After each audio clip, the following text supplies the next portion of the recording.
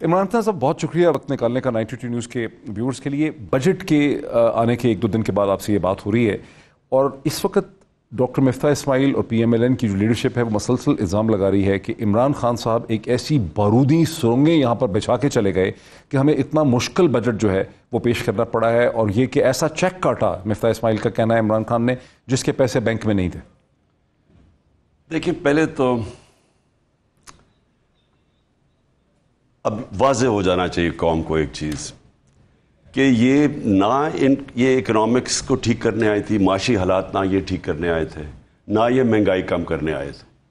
جتنی بھی چیزیں انہوں نے کہیں کہ جی یہ گورنمنٹ نااہل ہے تو ہم اہلیت رکھتے ہیں, تو اس کا مطلب کہ ہم تجربہ کار ہیں, ہم اکانومی بھی ٹھیک کر دیں گے, ہم مہنگائی بھی کم کر دیں گے. یہ ان کی اسٹیٹڈ پوزیشن تھی کہ یہ گورنمنٹ نااہل ہے اور ہم آ کے ٹھیک کریں گے. اب ہوا کیا, آتے ساتھ ہی جس طرح انہوں نے اکانومی کو, ملک کی معیشت کو جس طرح انہوں نے سنبھالنے کی کوشش کی ہے, اس کا مطلب ان کا کوئی پلان نہیں تھا. اس کا مطلب کہ ان کو پتہ تو چل رہا تھا کہ ملک کدھر کھڑا ہے, وہ تو ساری فگرز سب کے سامنے تھی.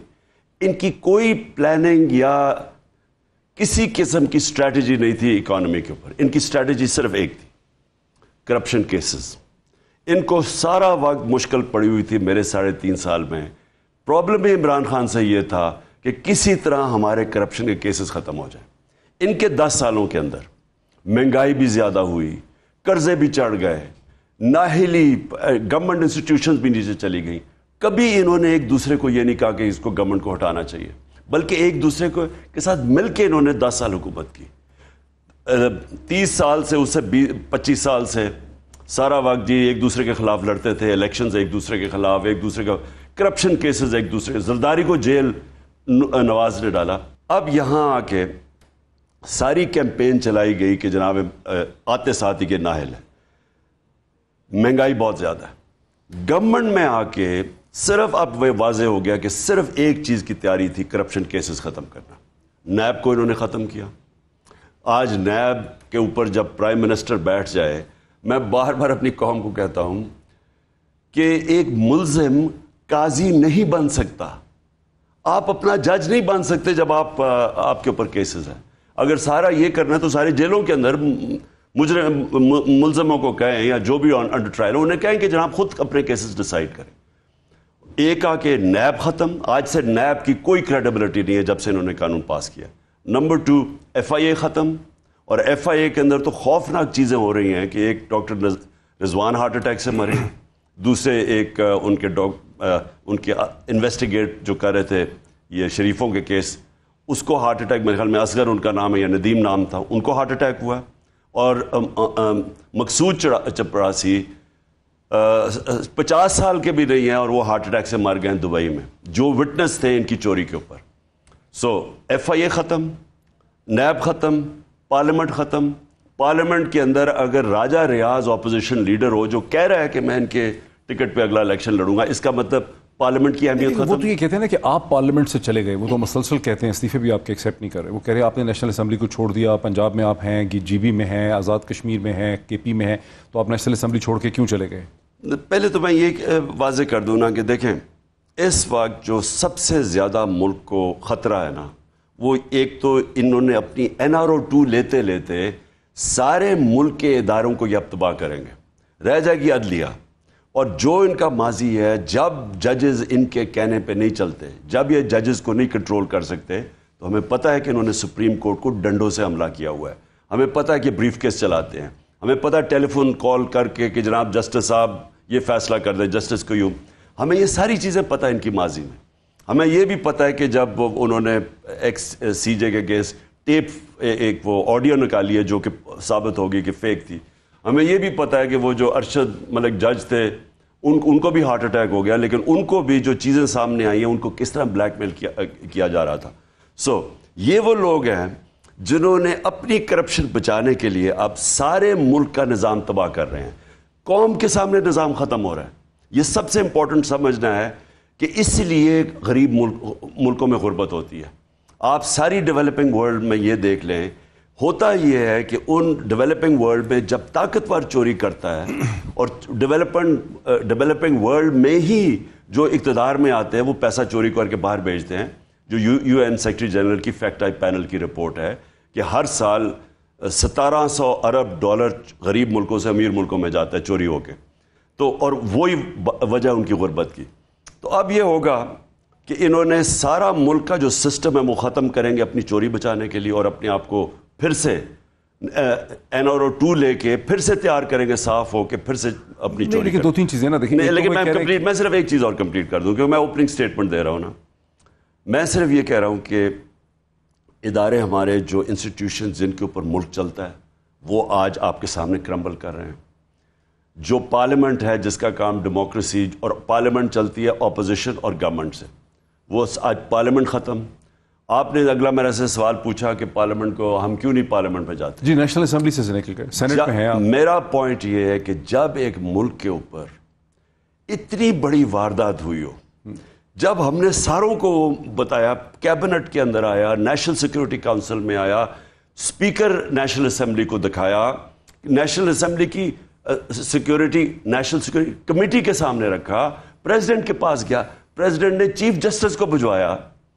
مجھے یہ بتائیں کہ جب واضح ہو گیا کہ فورن انٹرفیرنس ہوئی ہے, باہر سے ایک ڈونلڈ لو صاحب آرڈر کرتے ہیں کہ عمران خان کو ہٹاؤ نہیں تو ہم ایسی تیسی کر دیں گے, امریکن کہتا ہے, اور پھر کہتا ہے کہ اگر اس کو ہٹا دو تو معاف کر دیں گے. تو اتنا بڑا جب, اور کہتا ہے نو کانفیڈنس موشن کو کامیاب کرو گے تو تب ہمیں آپ کو معاف کریں گے. لیکن ان کا کاؤنٹر, میں صرف کمپلیٹ یہ کر رہا ہوں, اس کے بعد آپ سوال پوچھیں. میرا پوائنٹ یہ ہے کہ جب اتنی بڑی سازش ہوئی اور ہمیں پتہ ہے یہ دونوں آصف زرداری اور یہ شہباز شریف اس کا حصہ تھے, جب انہوں نے ملک سے غداری کی, ثابت نیشنل سیکیورٹی کونسل جس میں سارے سروس چیفز بیٹھے ہوئے تھے, فورن آفس, سب نے جب امریکہ کو کہا کہ ڈیمارش کرو ان کو, کہ انہوں نے مذمت کرو کہ انہوں نے ہمارے انٹرنل افیئرز میں مداخلت کی ہے, اس کے بعد ہم ان غداروں کو ایکسیپٹ کر کے نیشنل اسمبلی میں بیٹھ جائیں. اسی کا جواب یہ ہے نا کہ آپ سینٹ کے اندر بھی ہیں, کے پی کے اندر بھی ہیں, جی بی میں بھی ہیں, آزاد کشمیر میں بھی ہیں, پنجاب میں بھی ہیں, سندھ میں بھی ہیں, صرف نیشنل اسمبلی کے ساتھ کیونکہ نیشنل اسمبلی کے اندر یہ جو اوپر آیا ہے, جو نظام آیا ہے, یہ جو پرائم منسٹر آیا ہے, یہ نیشنل اسمبلی میں آیا ہے. جو امپورٹڈ پرائم منسٹر آیا ہے یہ نیشنل اسمبلی میں ہے. اچھا, اس کا کیا جواب ہے جو مفتاح کہہ رہے ہیں کہ آپ نے عمران خان نے ایک ایسا چیک کاٹا ہے جس کے لیے بینک میں پیسے ہی نہیں تھے, ہمیں مصیبت پڑ گئی اس وجہ سے. تو میں پہلے مفتاح اسماعیل سے پوچھتا ہوں, اور یہ اس کے جو چیری بلاسم سے, کہ مجھے یہ سوال کا جواب دے کہ اگر آپ نہیں سنبھال سکتے تھے اور اتنے بیوقوف تھے کہ آپ کے ملک کے حالات کا نہیں پتا تھا, تو آپ نے اتنی سازش کر کے گورنمنٹ کو نکالا کیوں آپ نے اتنی کوشش کر کے گورنمنٹ کو نکالا جب آپ میں اتنی اہلیت ہی نہیں تھی, نہ آپ کی تیاری تھی گورنمنٹ کو سنبھالنے کے لیے. میں آپ کو بتاؤں کہ جو ہم گورنمنٹ چھوڑ کے گئے تھے, آپ صرف پاکستان اکنامک سروے کی رپورٹ پڑھ لیں کہ یہ پاکستان کے جو پچھلے 2 سال تھے یہ ہماری تاریخ کے اور خاص طور پہ پچھلے 30 سال میں سب سے بہتر اکنامک پرفارمنس تھی. یعنی ساری چیزوں کے اندر ہم آگے جا رہے تھے. مطلب یہ کہ انڈسٹری بھی پروگریس کر رہی تھی, ہمارا جو زراعت ہے ایگریکلچر وہ بھی آگے بڑھ رہا تھا, سروس انڈسٹری بھی آگے بڑھ رہی تھی, اور ٹیکس کلیکشن بھی بڑھ رہی تھی, ایکسپورٹس بھی ریکارڈ تھے, ٹیکس کلیکشن بھی ریکارڈ تھی. جب ایک ملک صحیح پٹڑی پر لگ گیا تھا, ریکارڈ ریمیٹنسز آ رہی تھیں, اس وقت اس ملک کو آپ نے ڈی اسٹیبلائز کیا, اور ڈی اسٹیبلائز کر کے آپ آج اوپر بیٹھ کے اور کہہ رہے ہیں کہ جی ہم کیا کریں, یہ تو پہلے چھوڑ گئے تھے. اچھا, آپ اگر نہیں اتنے نائل تھے تو کیوں نہیں. لیکن یہ جو آپ کی پوری رپورٹ ہے شیڈو بجٹ کی جو ہم نے کل دیکھی ہے, اور جو بجٹ کی اپنے ہم نے اعداد و شمار دیکھے ہیں, وہاں پہ تمام چیزیں الٹی ہو گئی ہیں. تو آخر انہوں نے 2 مہینوں میں کیا اتنا غلط کر دیا ہے جب آپ بتا رہے ہیں, تو کیا ہو گیا ہے, سب کچھ ریورس کیسے ہو گیا 2 مہینوں میں؟ دیکھیں, سب سے بڑی چیز کیا ہوئی ہے کہ ہم جب, کیونکہ ایک انٹرنیشنلی ایک مسئلہ یوکرین کے بعد, کووڈ کے بعد, یوکرین کے بعد ایک انٹرنیشنلی ساری دنیا میں ایک مسئلہ آیا ہوا ہے مہنگائی کا. ساری جو کموڈٹی پرائسز ہیں وہ مہنگی ہو چکی ہیں. ہم نے جو ہمارے تیسرے سال میں جو لوگوں کے لیے سمجھنا ہے کہ ملک کا مسئلہ تب, اگر ملک امیر تب ہو رہا ہوتا ہے جب یہ زیادہ چیز دنیا کو بیچے, اور غریب تب ہو رہا ہوتا ہے جب دنیا سے زیادہ چیزیں خریدیں. یعنی جب آپ کی آمدنی اور خرچے میں جو آپ خرچہ ہے چیزیں خریدنے کے, اگر خرچہ زیادہ ہے اور آپ کی آمدنی یعنی ایکسپورٹس کم ہے, تو ہمیشہ مسئلہ آتا ہے. ناظرین آپ دیکھ رہے ہیں کہ لوڈ شیڈنگ کی وجہ سے یہاں پر فلکچویشن ہو رہی ہے, جنریٹر پہ پریشر ہے. ہم ایک بریک لیتے ہیں, بریک کے بعد اسی پوائنٹ سے ہم بات کو کنیکٹ کریں گے. ناظرین ویلکم بیک. جیسا کہ آپ دیکھ رہے ہیں کہ لوڈ شیڈنگ ہو رہی ہے, چونکہ جنریٹر پہ پریشر پڑتا ہے. ٹیلی ویژن کے کیمرہ اور لائٹس کا وہیں سے شروع کرتے ہیں جہاں سے خان صاحب بات کر رہے ہیں. خان صاحب آپ مہنگائی کے حوالے سے بات کر رہے تھے. میں یہ بات کر رہا تھا, دیکھیں انہوں نے کہا نا کہ بارودی سرنگیں چھوڑ کے چلے گئے. چیک لکھا ہے. اب دیکھیں سب سے بڑی بارودی سرنگ تو وہ تھی جب انہوں نے سب سے بڑا بیرونی خسارہ ہمیں چھوڑ کے گیا تھا. میں جو آپ ابھی کہہ رہا تھا 20 بلین ڈالر کا, 20 ارب ڈالر کا پاکستان کی تاریخ کا سب سے بڑا خسارہ تھا. مطلب یہ کہ ہمارے جو ڈالرز ملک میں آ رہے تھے ان سے وہ بہت کم تھے. اس سے میں 20 ارب ڈالر کا خسارہ تھا جو کہ باہر جا رہے تھے. بھی چھوڑا ہے 13 بلین ڈالر. اب سنیں, تیسرے سال میں ہم نے اس کو 1 ارب پہ لے آئے تھے. 20 ارب سے خسارہ تیسرے سال میں 1 ارب کا آ گیا تھا کرنٹ اکاؤنٹ ڈیفیسٹ. آخری سال میں یہ کیوں بڑھا ہے؟ لیکن وہ کہتے ہیں اس لیے آ گیا تھا کہ پینڈیمک کی وجہ سے سپلائی چین ڈسرپٹ ہو گئی تھی, امپورٹس نہیں ہو رہے تھے, حج نہیں ہو رہا تھا, اس لیے کم تھے. نہیں, لیکن ہماری جو گروتھ ریٹ تھی وہ 5.6% تھی. اس کا مطلب تیسرے سال میں اکانومی گرو کر رہی تھی اور ہم نے سارا جو کنٹرول کر کے نیچے لے آئے تھے. چوتھے سال کیا ہوا, کرونا کی ہمیں وہ ویکسین خریدنی پڑی. وہ کئی ارب ڈالر کی تھی, ایگزیکٹ مجھے نہیں پتا. 3 بلین ڈالر کی, 3 ارب ڈالر کی ویکسین لینی پڑی. اس کے بعد جو تیل کی قیمتیں اوپر گئی اس سے 25% تو ہمارا جو امپورٹ بل ہے وہ تیل کا ہے, تیل کے پروڈکٹس ہیں, پیٹرولیم پروڈکٹس ہیں, تو اس کی وجہ سے اوپر گئے. میرا ان سے یہ پوائنٹ یہ ہے کہ جب آپ کو یہ ساری چیزیں نظر آئی تھی, ہماری تو ساری فگرز آپ کے سامنے تھی, تو کیا آپ کو نہیں پتا تھا کہ یہ حالات ہے؟ ہم مینیج کر رہے تھے. ان کا مطلب یہ کہ ہمارے اوپر بھی IMF پریشر ڈال رہا تھا کہ آپ جناب تیل کی قیمت بڑھائیں اور بجلی کی قیمت بڑھائیں. یہ ہمارے اوپر بھی پریشر تھا. یہ آپ کی پارٹی نے جو ایشو کیا ہے اس میں تو اس خدشے کا اظہار کیا ہے شیڈو بجٹ کے اندر کہ شاید IMF کیونکہ انہوں نے بہت سی کنڈیشنز پوری نہیں کی ہیں, پیٹرول کے اوپر جنرل سیلز ٹیکس کی, پیٹرولیم ڈیولپمنٹ لیوی کی, تو شاید IMF پروگرام ان کو نہ ملے. اس صورت میں کیا ہوگا؟ وہ تو آگے کی بات کر رہے ہیں نا کہ اب کیا ہوتا ہے. میں پوائنٹ یہ کر رہا ہوں کہ ہمارے اوپر بھی سارے پریشرز تھے. ہم نے بڑا زور لگا کے اپنے لوگوں کی بچایا ہوا تھا مہنگائی سے. یعنی جو مہنگائی ہمارے زمانے میں تھی اور جو ان کے زمانے میں ہے, میں ذرا اس مہنگائی کے اوپر ضرور آنا چاہتا ہوں کیونکہ انہوں نے ساری اپنی کیمپین ہی کی کہ جی بہت مہنگائی ہوگی. بلاول بھٹو صاحب نے فیصلہ کیا مہنگائی مارچ کرنے کا جب 4 روپے بڑھا تھا پیٹرول. میں صرف یہ موٹی چیز ہے جو ساری عوام کو اب افیکٹ کرے گی. یہ آنے والے دنوں کے اندر میں اپنی عوام کو بتانا چاہتا ہوں کہ ہم نے جو بھی کیا تھا, ہم بیٹھے ہوئے تھے, ہمیں پتا تھا آپ کیا کر رہے ہیں. انہوں نے سازش کر کے آئے. سب سے پہلی چیز یہ ہوئی, اور جو میں نے بھی نیوٹرلز کو بتایا, شوکت طری نے بھی نیوٹرلز کو بتایا کہ اس وقت جو سازش ہو رہی ہے اگر یہ ہو گئی تو اکانومی ڈی سٹیبلائز ہوگی, لوگوں کا کانفیڈنس چلا جائے گا. یہ ہماری بڑی فریجائل ریکوری ہے کیونکہ دنیا کے اندر عذاب آیا ہوا ہے, تو ہم بڑی مشکلوں سے یہاں پہنچے ہیں. اس وقت اگر آپ نے رجیم چینج یہ جو سازش ہو گئی تو سب سے زیادہ ایفیکٹ پڑے گا. ایک تو وہ پڑ گیا, لیکن ذرا دیکھیں کہ کیا اتنا تھا. ہمارے زمانے میں ڈیزل 145 روپے, آج ہے 205 روپے کا, اور جو انہوں نے بجٹ لے کے آئے ہیں اب یہ جائے گا 310 روپے کا. پیٹرول 150 روپے کا ہمارے دور میں تھا, آج پہنچا 210 روپے کا, یہ جائے گا 270 روپے پہ. سو تیاری کر لے. اس کے بعد آٹا, کیونکہ میں آٹے کی اس لیے بات کروں, اور بھی ساری چیزیں مہنگی ہوئی, لیکن یہ خاص جو عام آدمی کو سب سے زیادہ متاثر کرتی ہیں. ہمارے 55 روپے کا تھا, آج 70 روپے پہ ہے, یہ جائے گا 90 روپے پہ, یعنی تقریباً دگنا ہو جائے گا آٹے کی قیمت. چاول 50 kg کا 50 روپے kg کا فرق پڑا ہے, مہنگا ہو گیا جب سے ہم گئے ہیں. سب سے زیادہ گھی میں پڑا ہے, اور گھی کے اندر 200 روپے kg انکریز مہنگا ہو چکا ہے, اور آگے پتہ نہیں کدھر جاتا ہے. پھر بجلی سب کے سامنے ہے کہ یہ بجلی کے جو اب انہوں نے انکریزز کیے ہیں 16 روپے یونٹ سے یہ 24 روپے یونٹ پہ جائے گا. ہمارے زمانے میں 16 تھا, 24 روپے. ابھی 1 جولائی کو لوگوں کے پاس بلز آئیں گے, اور پھر یہ آگے اس کے بعد مزید اور آگے جائے گا, جو ہم سمجھ رہے ہیں 32 روپے سے 40 روپے یونٹ جائے گا. ذرا آج سے اندازہ لگائیں کہ اس کا کیا ٹیکس ڈل کے 40 روپے کے قریب. ہاں, یہ پورا جب بل آئے گا, میں تو بل کی بات کر رہا ہوں کہ لوگوں کے اوپر جو بل آئے گا. گیس کا انہوں نے 45% گیس انکریز کی ہے. ہم نے 2020 کے بعد گیس کا جو ٹیرف ہے, جو بل ہے, وہ 45% اس کا. اب لوگ ایک سوال پوچھ رہے ہیں, میں نے بڑے بزنس میں, وہ کہتے ہیں یہ مان لیا یہ ساری صورتحال ہے, نہیں لیکن میں پہلے لوگوں کو بتا دوں ارلی الیکشن کیوں مانگ رہے ہیں؟ پہلے سن لیں جو سیمنٹ کی میں ابھی بات کر دوں. دیکھیں سیمنٹ کیونکہ ساری کنسٹرکشن انڈسٹری کے اوپر وہ جاتا ہے, 400 روپے بوری سے شروع ہوا تھا, اب 950 روپے بوری چلے گی اور یہ 1000 کے بیچ میں بک رہی ہے. میں یہ صرف یہ چیزیں اس لیے سامنے رکھنا چاہتا ہوں لوگوں کو, ٹھیک ہے, کہ دیکھیں سارا شور بنایا ہوا تھا مہنگائی کا. مہنگائی ہمارے زمانے میں کیا تھی, اور اب 2 مہینے میں جو انہوں نے مہنگائی کی ہے, ہمارے 3.5 سال میں اتنی مہنگائی نہیں ہوئی. سو اس کا مطلب یہ ہے کہ یہ جب آئے تھے ان کی کوئی تیاری نہیں تھی, یہ سارے سلوگنز تھے, یہ صرف گورنمنٹ کو گرانے کے لیے سلوگنز تھے کہ جی بہت مہنگائی ہو گئی.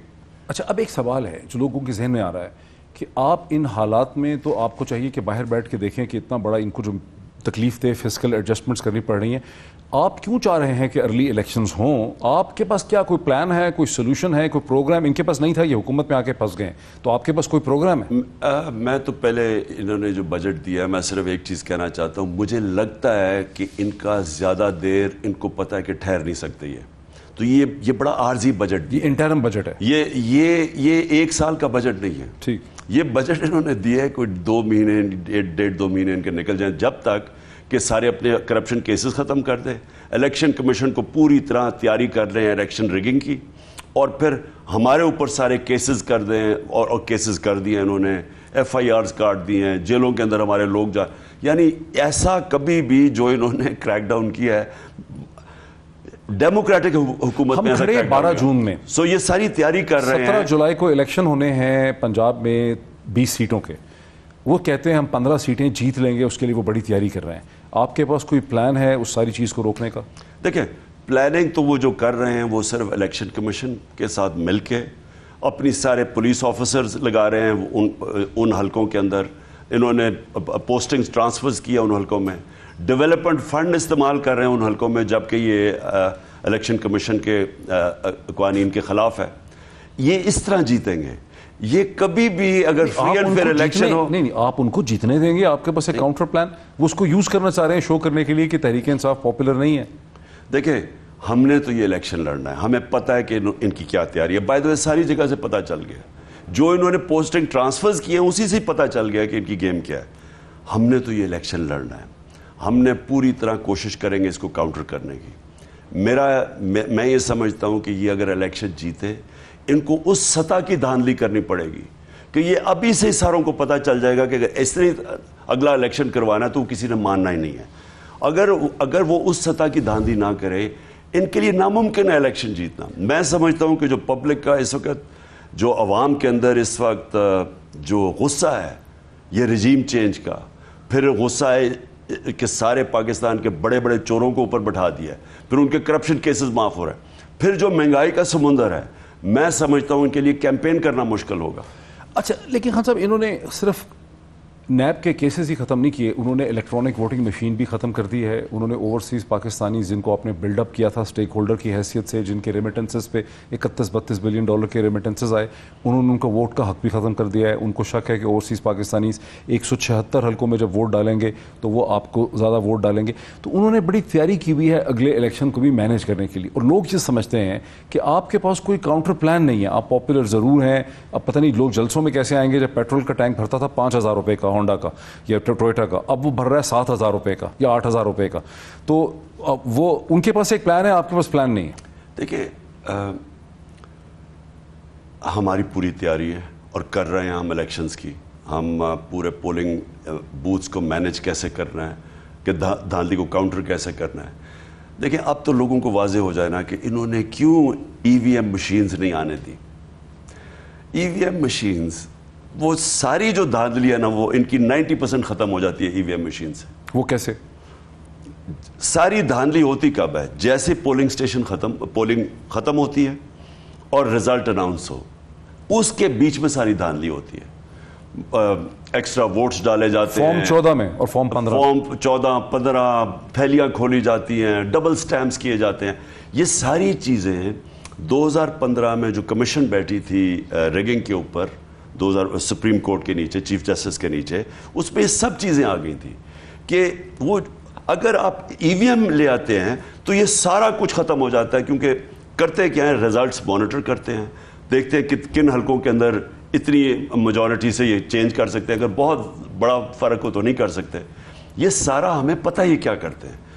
ہم نے ای وی ایم مشینز کے اوپر کیوں زور لگایا, کیونکہ اسی کو ختم کرنے کے لیے. انہوں نے کیوں اس کے خلاف گئے؟ 2 سال سے ہم لگے ہوئے ہیں ای وی ایم مشینز پہ, انہوں نے نہیں کرنے دیا, اور آہستہ ڈیلے کرتے, اور الیکشن کمیشن کے ساتھ ملی ہوئی تھی, انہوں نے بھی یہ نہیں کرنے دیا, جبکہ رپورٹ تھی جس طرح میں نے کہا سپریم کورٹ کی. دوسری چیز جو اوورسیز پاکستانی ہے, سب سے زیادہ ظلم انہوں نے یہ کیا, کیونکہ ان کو پتہ ہے کہ اوورسیز پاکستانی باہر بیٹھے ہیں, وہ دیکھتے ہیں, وہ زیادہ پاکستان سے پیار کرتے ہیں, باہر جا کے ان کو قدر ہوتی ہے ملک کی, وہ شعور بھی انہوں میں زیادہ ہوتا ہے. ان کو پتہ ہے کہ وہ ان کے خاص طور پہ جب سے یہ رجیم چینج ہوا ہے یہ ان کے اگینسٹ ہے. انہوں نے پوری کوشش کی ہے کہ ان کو بالکل ڈس انفرینچائز کریں, ووٹ ہی نہ ڈال سکیں, اس لیے انہوں نے وہ جو آئی ووٹنگ کے اگینسٹ کیا ہے, تو انہوں نے وہ ختم کیا. 2 چیزیں کی, اپنے کیسز ختم کیے, سارے اپنے آفیسرز لگوائے, نیچے پوسٹنگ کی, ساری ان کی تیاری وہ, اور ہمارے اوپر ایف آئی آرز کاٹ کے, ورکرز کے اوپر, نامعلوم افراد کے اوپر 50 لوگوں کو انہوں نے رکھ دیا ہے کہ کسی کو بھی کسی وقت جیل میں ڈال دیں. یہ اوورسیز ووٹ کو 4 سیٹیں دینا چاہتے ہیں نیشنل اسمبلی کی. کانسٹیٹیوشن یہ کہتا ہے, سپریم کورٹ کا فیصلہ, کہ وہ ہر جگہ ووٹ ڈال سکتے ہیں جو ان کے حلقے ہیں. کیا اس چیز کو آپ کی پارٹی ریزسٹ کرے گی کہ ان کو ان کا آئینی حق مل سکے؟ دیکھیں سمپل چیز یہ ہے, ہر پاکستانی کا حق ہے ووٹ ڈالنے کا. اوورسیز پاکستانی اس ملک کا سب سے بڑا اثاثہ ہے. صرف یہ دیکھ لے کہ ہمارے دور میں جو ہمیں بچایا, اتنا بڑا خسارہ چھوڑ کے چلے گئے تھے, تو تیسرے سال میں خسارہ جو تقریباً ختم کر دیا تھا, وہ اوورسیز پاکستانی جو ریمیٹنسز بھیجی ہیں اس کی وجہ سے ہے. اب ان کو ڈس انفرینچائز کر رہے ہیں صرف اس لیے. وہ تو کر رہے ہیں, آپ کے پاس کیا پلان ہے؟ وہ ہم تو عدالت پہ جا رہے ہیں, ہم سپریم کورٹ میں دونوں پہ جا رہے ہیں. نیب کے اوپر بھی جو انہوں نے نیب میں چینجز کیے ہیں, یہ ہو ہی نہیں سکتا کہ شہباز شریف کو اور شریف خاندان کے کیسز ہو, زرداری کے کیسز ہو نیب میں, وہ سارے نیب کو ختم کر دیں, اور اربوں روپے کے. یعنی آپ اندازہ نہیں, یہ تو پکڑے گئے ہیں نا جو اس کے کیسز, تو یہ سارا اپنے کیسز, اس کا مطلب ساری چوری ان کی ختم ہو گئی, اور پھر ایف آئی اے کو ختم کرنا. سو اس پہ ہم دونوں میں سپریم کورٹ میں جائیں گے. اچھا, آپ جا تو رہے ہیں کورٹس میں, سپریم کورٹ, ہائی کورٹس میں, لیکن ایک تاثر یہ بھی ہے کہ آپ کی کوئی اتنی کامیاب قسم کی لیگل ٹیم نہیں ہے. آپ پنجاب میں حمزہ مائنورٹی گورنمنٹ کے ساتھ بیٹھے ہوئے ہیں, ان کی کیبنٹ بن گئی ہے, وہاں آپ کو کامیابی نہیں ہوئی, عدالت نے آپ کی ابھی تک کوئی سنائی نہیں ہے پٹیشن کو. سپریم کورٹ میں آپ بیٹھے ہیں, وہاں انہوں نے 7 اداروں سے رپورٹ مانگ لی ہے, وہاں پر بھی آپ اس کو براڈن نہیں کر سکے ان پٹ کو. ظاہر ہے کہ کمشنر اسلام آباد, آئی جی پی اسلام آباد, آئی بی, سیکٹری انٹیریئر نے کیا رپورٹ لکھنی ہے بیچاروں نے, وہ تو ملازم ہے حکومت کے, وہاں پر بھی آپ کے وکلا اس کو براڈن نہیں کر سکے. تو آپ کو ریلیف نہیں مل رہی کورٹس میں سے کہیں پہ؟ موہت دیکھیں, ہم کوشش کریں گے. میں آپ واضح کر دوں کہ یہ سارا ملک ٹرائل پہ ہے, سارے ملک کے ادارے ٹرائل پہ ہیں. ساری قوم جو کبھی بھی اس طرح کے لاکھوں لوگ ہر شہر میں نہیں نکلے جو نکلے ہیں جب جس دن مجھے ہٹایا اس سے اگلے دن, یہ کبھی بھی پاکستان میں نہیں ہوا, کیونکہ مٹھائیاں بانٹتے ہیں جب کوئی جاتا ہے. پبلک کے اندر بہت بڑا غصہ ہے, پبلک سارا وقت دیکھ رہی ہے اداروں کی طرف, سارے اداروں کی ذمہ داری ہے. اب یہ جو ساری قوم کے سامنے مجھے جو حیرت ہوتی ہے کہ کون سے دنیا کے ملک میں یہ ہو سکتا ہے کہ سارے ملک کے بڑے بڑے چور جو 30 سال سے چوری کر رہے ہیں, جنہوں نے ایک دوسرے کے خلاف کیسز بنائے ہوئے ہیں, یہ کیسز ان کے دور کے بنے ہوئے ہیں, 95% کیسز تو ان کے دور کے بنے ہوئے ہیں, وہ ان لوگوں کو ملک کے اوپر مسلط کیا جائے اور اس کے بعد ان کی ساری چوری معاف کی جائے. یعنی یہ ملک کی توہین ہے, یہ ساری قوم کی توہین ہے. ایک بریک لینی ہے, لیکن ایک دن پہلے آپ نے کہا کہ بہت بڑا ہم پاور شو کریں گے, سپریم کورٹ کے فیصلے کا انتظار کریں. کیا انتظار کر رہے ہیں سپریم کورٹ کے فیصلے کا, کیا پاور شو؟ ہم دیکھیں, سپریم کورٹ نے ایک تو جے آئی ٹی کی رپورٹ سامنے آ گئی. اب جس طرح وہ سرکاری رپورٹ ہے, جن لوگوں نے ظلم کیا تھا ان سے رپورٹ رکھوا دی. یعنی یہ تو ساری قوم نے دیکھا ہے اپنے سامنے. یہ سارے اسلام آباد میں وہ لیتے ہیں جو چیٹرنگ کلاس کیا دو, جو پڑھے لکھے لوگ ہیں, جو انہوں نے اپنی آنکھوں کے سامنے دیکھا انہوں نے کیا کیا. گھروں میں گھس کے جس طرح انہوں نے عورتوں کو جنہوں نے ٹریٹ کیا. ایک بچہ مجھے کل ہی ملنے آیا تھا, بلکہ آج میں نے اس کی ٹویٹ کیا, 10 سال کے بچے کو پولیس پکڑ کے لے گئی پولیس اسٹیشن میں کیونکہ باپ نہیں تھا. ایسی چیزیں کبھی نہیں ہوئی اس ملک میں. تو ساری قوم نے یہ دیکھا ہے. تو اگر ہم تو کوشش کر رہے ہیں عدلیہ میں جا رہے عدلیہ کے سامنے لے کے جائیں گے, لیکن اگر عدالتیں کچھ نہیں کریں گی, لوگوں کے فنڈامنٹل رائٹس کو پروٹیکٹ نہیں کریں گی, وہ اپنا وقار کھو بیٹھیں گی. عدالتوں کی جو پریسٹیج اوپر نیچے کوئی نہ اخبار کر سکتا ہے نہ سوشل میڈیا, وہ اپنی ججمنٹس کے ذریعے کرتے ہیں. اپنی ججمنٹس. ایک بریک میں لے لوں خان صاحب بہت کوئکلی, بریک کے بعد یہیں سے بات کو آگے بڑھاتے ہیں آفٹر دا بریک. ناظرین ویلکم بیک. میں موجود ہوں پاکستان کے فارمر پرائم منسٹر پاکستان جناب عمران خان صاحب کے ساتھ بنی گالہ میں. خان صاحب یہ تو لوگ اب سب مان چکے ہیں, میرے خیال آپ کے ناقدین بھی پرائیویٹلی یہ چیز ایڈمٹ کرتے ہیں کہ آپ کی پاپولیرٹی بڑی واضح ہے. الزام یہ ہے کہ آپ کے پاس اسٹرکچر نہیں ہے اپنی پاپولیرٹی کو ایک سسٹینیبل سکسیس میں کنورٹ کرنے کے لیے. وہ کہتے ہیں آپ کی پارٹی کے اندر کانفلکٹ آف انٹرسٹ ہے. آپ گورنر اسٹیٹ بینک رضا باکر کو لے آئے, ان کے کہنے پہ جو حفیظ پاشا صاحب حفیظ شیخ تھے, حفیظ شیخ جو تھے وہ ابراج گروپ کے لابز تھے. IMF کا پروگرام تقریباً 3 سال چلا, لیکن نہ انفلیشن میں کوئی خاص کمی ہو سکی, نہ سسٹینیبل قسم کا کوئی ڈھانچہ اس کا بن سکا. کانفلکٹ آف انٹرسٹ آپ کی پارٹی کے اندر بہت زیادہ ہے. پنجاب میں لوگ نہیں نکلے, آپ کی پارٹی کے لوگ نہیں نکلے, آپ نکل آئے لیکن باقی لوگ نہیں نکلے. اس طرح کے ایشوز بہت ہیں آپ کے سامنے. دیکھیے معید, جس طرح کا کوئی ہمارے میں سے کوئی ایکسپیکٹ نہیں کر رہا تھا کہ جس طرح کا انہوں نے تشدد کیا, یہ کوئی نہیں ایکسپیکٹ کر رہا تھا. میں پاکستان کے ساتھ ہی بڑا ہوں, میں نے کبھی اس طرح کا تشدد نہیں دیکھا. میں نے اپنی پولیس کو, جتنا بھی وہ پولیس تھانوں کے اندر ہم سنتے ہیں, عورتوں اور بچوں کے اوپر اس طرح اوپن شیلنگ نہیں کی. میں نے نہیں یہ کبھی دیکھا.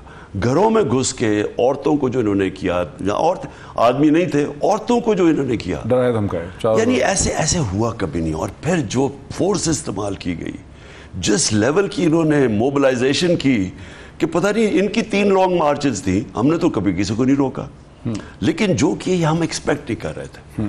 اور میں یہ جو اگلا پاور شو کروں گا, یہ انشاءاللہ ہم بڑی کیسے کریں گے یہ پاور شو جب یہ سب کچھ ہے؟ پلان کر کے پہلے تو ہم سپریم کورٹ سے پوری اجازت لیں گے کہ کیا ہمیں اجازت ہے اس ملک میں پرامن احتجاج کرنے کی, کہ ایک گورنمنٹ چوروں کے اوپر بیٹھ گئی ہے, کرپشن کیسز ختم کرا رہی ہے, باہر کی آپ کو ایویڈنس مل گئی ہے کہ انہوں نے ایک فورن کانسپریسی کی ایویڈنس آپ کے سامنے ہے, وہ مراسلہ یعنی وہ لیٹر آپ کے سامنے ہے.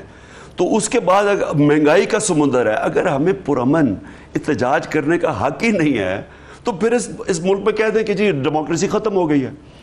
سپریم کورٹ کے اوپر یہ بڑا چیلنج, یہ ہمارے نیوٹرلز کے اوپر بہت بڑی نظر ہے اس وقت, ساری قوم وہاں بھی دیکھ رہی ہے.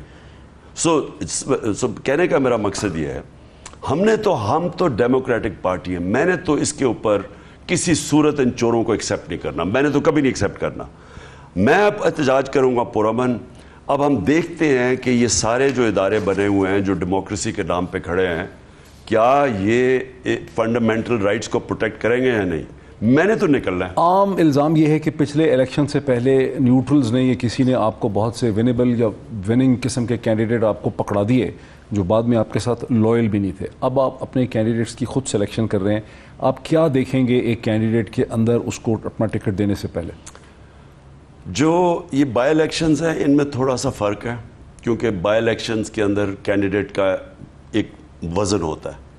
جو جنرل الیکشن ہوتا ہے اس کے اندر ایک پارٹی کا ووٹ ہوتا ہے, اس کے اندر زیادہ جب آپ دیکھتے ہیں نا کہ ایک پارٹی کی ہوا ہے, وہ پھر آپ کے جو پارٹی فیسز ہیں ان کو سویپ کر لیتی ہے. تو تھوڑا سا فرق ہے, لیکن میں پہلی دفعہ میں سارے کینڈیڈیٹس کو خود انٹرویو کر رہا ہوں.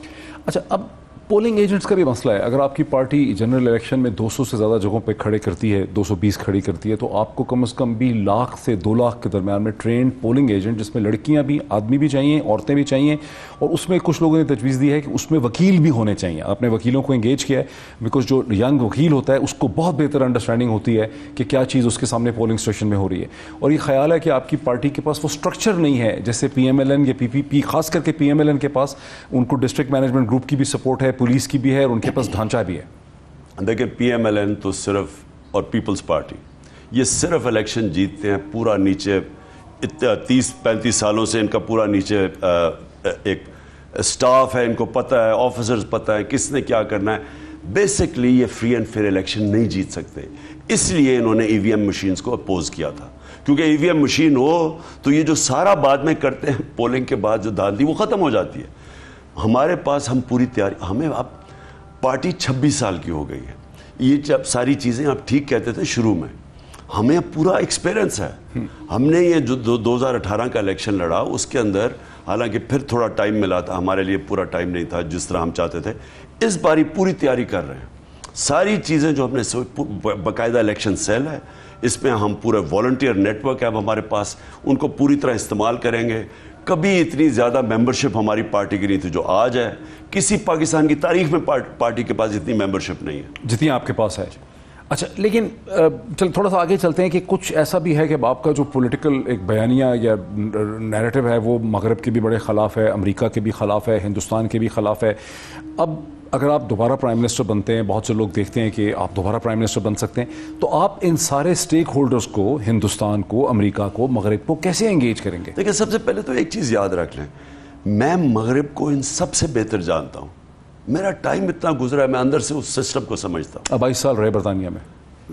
دیکھیں, یہ سمجھتے ہیں کہ جب تک کسی کے بوٹ پالش نہ کرو اور چمکاؤ نہ اور چیری بلاسم نہ لگا کے نہ کرو تو یا آپ نیچے گریں ان کے اور یا پھر ان سے لڑائی. اب اس میں کیک پیس بھی آ گیا. ہاں کیک بھی, یا امبیسڈر کو پرائم منسٹر منہ میں کیک ڈال رہا ہے کوئنز برتھ ڈے کے اوپر. یعنی کوئی تو شرم ہونی چاہیے, اتنے یہ بے شرم ہے. یعنی ان کو پتہ نہیں کہ ساری قوم دیکھ رہی ہے. وہ کیا سمجھتا ہوگا, جو وہ امبیسڈر کیا سمجھتا ہوگا, وہ کیا اس کی بڑا خوش ہوگا. دیکھیں, جب آپ وہ جو مغربی کلچر کی میں بات کر رہا ہوں, باقی ملکوں کے ہر ایک, مثلا مڈل ایسٹ میں مختلف آپ ڈیل کریں گے ان سے, چائنا سے مختلف کریں گے, روس کا مختلف ہے, لیکن یورپین اور امریکن کلچر میں آپ کو یہ بتا دوں, آپ جتنا ان کے سامنے بے شرمی سے ان کے پیروں کے اندر گریں گے وہ اور حقارت سے دیکھتے ہیں آپ کو. کتنی حقارت سے وہ ہمیں دیکھتے ہوں گے کہ ان کا ڈونلڈ لو, ایک عام سا آفیسر, پاکستان کے امبیسڈر کو حکم دے رہا ہے اس کو. یعنی اتنی بے شرمی سے وہ کر رہا ہے, تکبر اس کا دیکھو کہ وہ کہہ رہا ہے کہ اگر تم نے اپنے پرائم منسٹر کو نہ ہٹایا, یہ کسی اور ملک سے وہ کریں گے. ٹھہر جائے, کسی اور ملک سے میں جانتا ہوں کہ ان کی جرت نہیں ہے کہ چھوٹے سے ملک کو بھی ایسے دھمکی دے سکیں. پھر اور ہٹاتے ہیں, جیسی وہ دھمکی دیتا ہے اگلے سے سازش شروع ہو جاتی ہے اور کامیاب ہو جاتی ہے. ملک کے بڑے بڑے چوروں کو اوپر بٹھا دیتے ہیں. یہ کتنی حقارت ہے, ہمیں کیسے سوچتے ہوں گے, یعنی وہ ہمیں کتنا نیچے گرتے سمجھتے ہوں گے کہ ملک کے اوپر چوروں کو بٹھا دیں. ان کا ایک آدمی جس کو ضمانت پہ ہو, مجھے کسی چپڑاسی کی نوکری نہ وہ کرے. لیکن الزام ان کا یہ ہے کہ عمران خان نے ایسے اپنے آپ کو کنڈکٹ کیا کہ نہ امریکہ سے تعلقات اچھے, نہ چین سے اچھے, نہ مشرق وسطیٰ سے اچھے, نہ ہندوستان سے اچھے, ساری دنیا سے ناراضگی لے لی. یہ بڑا پلان کر کے پروپیگنڈا کیا گیا. پہلے ایک سازش کر کے ہٹا دیا گیا, اس کے بعد پروپیگنڈا کیا گیا جی یہ تو دنیا میں سارے اس کے خلاف تھے. میں آج ایکسپرٹ سے ذرا بات کریں, فورن سروس کے اندر جو لوگ رہے ہیں, جو ایکس فورن سیکٹریز ہیں, میری کنٹینشن یہ ہے کہ کبھی بھی پاکستان کی ایسی سیلف ریسپیکٹنگ, جس میں یعنی ایک خوددار فورن پالیسی نہیں تھی جو ہمارے زمانے میں تھی.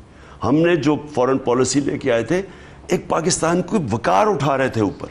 میں تو کبھی بھی کسی سے دشمنی نہیں کرنا, میں تو اینٹی امریکن کبھی بھی نہیں ہوں, نہ میں اینٹی کسی بھی ملک کا. اینٹی کون ہو سکتا, لیکن میں غلامی کبھی کسی کی. ہوپفلی اب آپ پرائم منسٹر بنتے ہیں, کچھ مہینوں میں چلے بنتے ہیں, الیکشن ہوتی ہے ہائپوتھیٹیکلی اسپیکنگ, تو امریکہ جس کے خلاف آپ اتنا بول رہے ہیں, کیسے آپ اس امریکہ کو انگیج کریں گے؟ انڈیا جو ہے اس کو کیسے انگیج؟ میں سب سے پہلے یہ بتاؤں کہ میں کسی کی غلامی کبھی قبول کرنے کے لیے تیار نہیں تھا.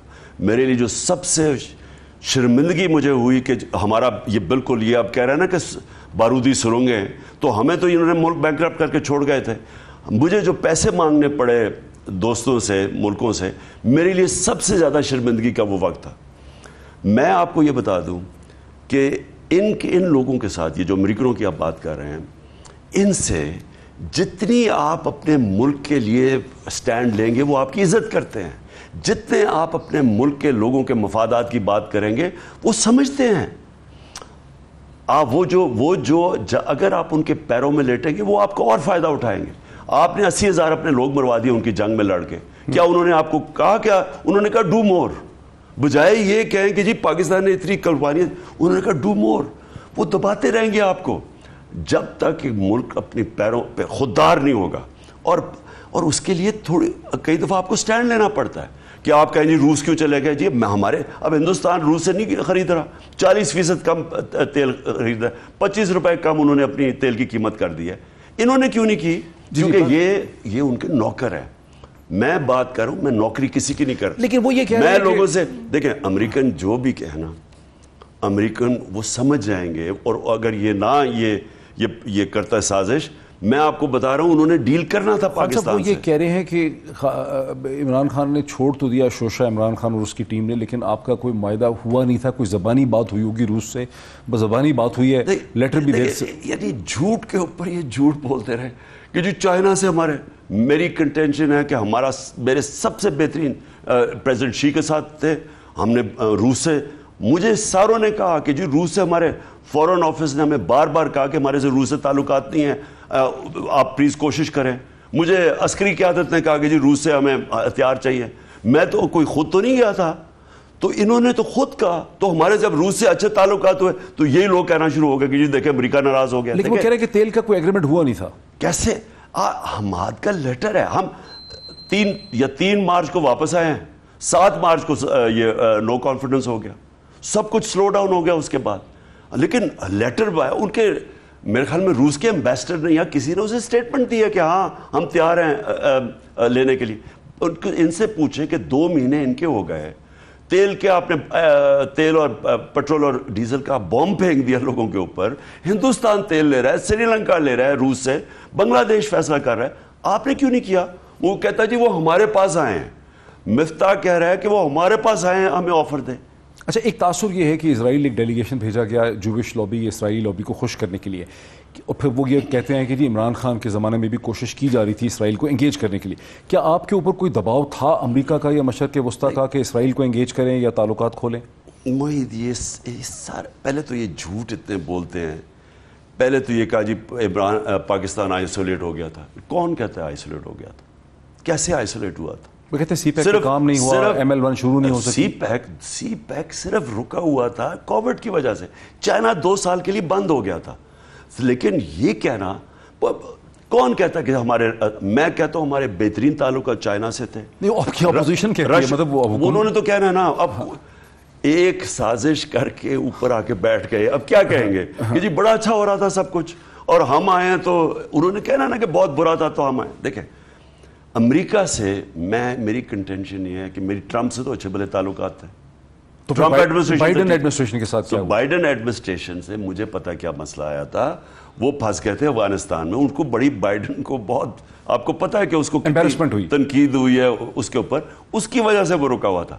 ان کو یہ سمجھ ہی نہیں ہے کہ ان کو ڈیل کیسے کرنا ہے. یہ ان کو نوکروں کی طرح ڈیل کرتے ہیں. یہ ان کو یہ جو بوٹ پالش کرتے ہیں، یہ قوم کو بھی شرمندہ کرواتے ہیں اور کوئی فائدہ نہیں ہوتا اس سے. آپ نے جب 80,000 اپنے لوگ مروا لیے تو کیا انہوں نے کہا کہ بہت 400 ڈرون اٹیک کروا لیے اپنے ملک پہ؟ کیا انہوں نے کہا شاباش دیا آپ کو؟ انہوں نے کہا ڈو مور. اچھا لاسٹ کوسچن ہے، کیا آپ کو خطرہ ہے کہ ہم سری لنکا کی ڈائریکشن میں جا سکتے ہیں؟ اور اگر آپ کو حکومت ملتی ہے انشاءاللہ کچھ مہینوں میں، تو اس سارے کرائسس کا، فائنینشیل کرائسس کا حل آپ کے پاس کیا ہے؟ میں سب سے پہلے تو میں کہوں کہ مجھے بالکل خطرہ ہے.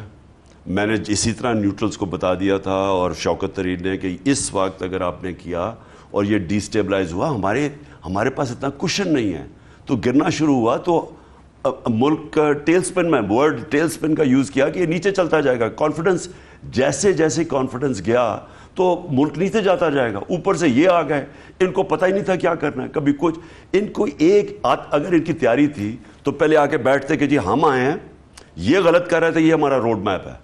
ان کا کوئی روڈ میپ ہی نہیں، ابھی تک اس بجٹ میں روڈ میپ نہیں نظر آیا. اور آپ کے پاس ہے پلان؟ اور ہم کیا کریں؟ ہم جس طرح دن گزرتے جا رہے ہیں نا، آپ نے میرے سے سوال پوچھا کہ ہمیں تو چپ کر کے بیٹھ کے تماشا دیکھنا چاہیے. مجھے خوف یہ ہے کہ جس طرح دن گزرتے گئے، ان کو نہ ان کے پاس کوئی پلان ہے، نہ اہلیت ہے. یہ ملک تو چلا جائے گا اس جگہ پہ جدھر کوئی بھی نہیں اس کو ٹھیک کر سکے گا. آپ کو دے دیں گے، آپ کیا کریں گے؟ میں پہلے تو یہ میں کہوں نا، مجھے نہیں پتا کہ کس سٹیج پہ چھوڑ کے جائیں گے. ابھی تو عشق کے امتحان اور بھی ہیں. ابھی تو یہ نیچے جا رہا ہے. ہر روز آپ اٹھا کے دیکھیں کوئی بھی اکنامک انڈیکیٹر پازیٹیو ہے، ابھی تو نیچے جا رہا ہے. تو مجھے نہیں پتا کہ کدھر تک نیچے لے کے جاتے ہیں. مجھے خوف یہ ہے کہ سری لنکا کی طرح نہ بن جائے. مجھے خوف یہ ہے کہ یہ نیشنل سیکیورٹی رسک نہ بن جائے کہ ہم ادھر چھوڑ کے چلے جائیں، جبکہ جو ہمیں آخر میں بیل آؤٹ کریں گے وہ ہمیں ایسی ایسی ہماری سے چیزیں کروائیں جس سے ہمارا ملک کا مستقبل تباہ ہو جائے, ہماری سیکیورٹی تباہ ہو جائے. وقت بالکل ختم ہو گیا. آپ نے ہماری discussion former prime minister Pakistan جناب عمران خان صاحب کے ساتھ دیکھی, جو کہتے ہیں کہ خطرہ یہ ہے کہ کہیں پاکستان کی معیشت کو ایک ایسے نہج پہ لے جا کے نہ کھڑا کر دیا جائے جہاں پاکستان کو اپنی نیشنل سیکیورٹی اور ہر قسم کی فورن جو ڈیمانڈ ہے اس پہ کمپرومائز کرنا پڑے. آج اتنا ہی, پھر آپ سے ملاقات ہوتی. بہت شکریہ.